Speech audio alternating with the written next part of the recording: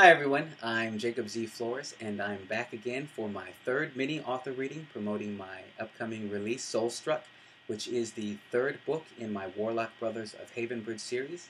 This book follows the lives of three Warlock brothers, Mason, Thad, and Pierce, and this book, Soulstruck, is narrated by the eldest brother, Pierce. So far, we've gotten some background information on Pierce and his brothers, as well as the first meeting between Pierce and Kale. And this third mini author reading continues that first meeting between these two characters. So let's get started. "What's your name?"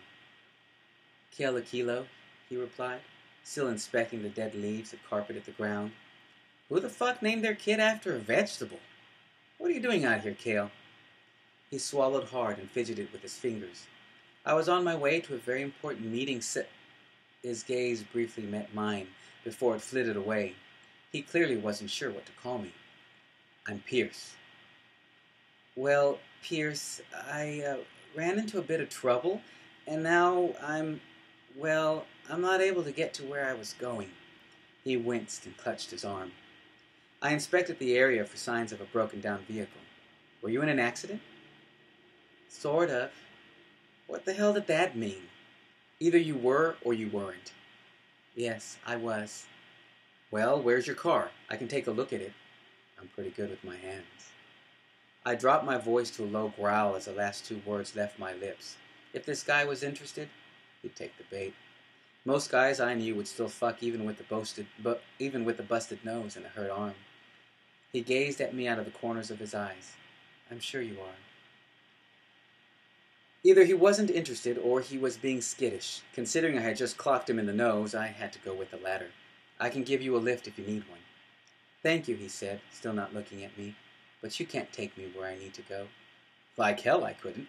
I could ride him all the way to Jersey and back. He'd get to where he needed to be at least twice. "Look, just tell me where to go and I'll drop you off." He shook his head and scaled the ditch up to the street. "Thank you, but no." Who was he kidding? He was lost and shivering. I couldn't leave him out here. He'd freeze to death.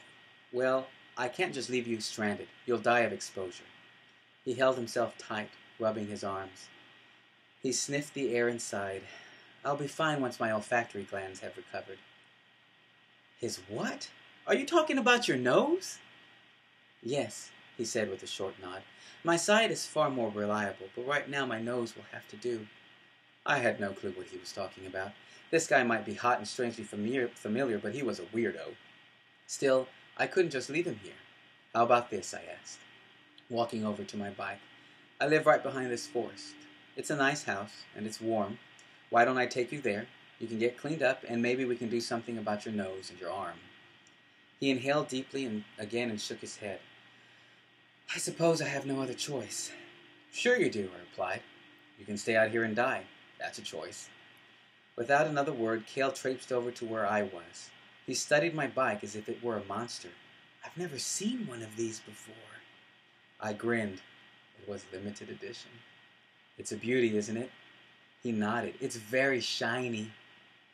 "Yeah, that was how you described a motorcycle that cost over 250 grand. Shiny." "Hop on," I said with a nod to the back. He wrinkled his brow at me before carefully sliding into the seat behind me. "What now?" he asked.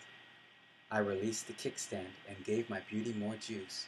"Now, you hang on." Okay, I hope you enjoyed this mini author reading.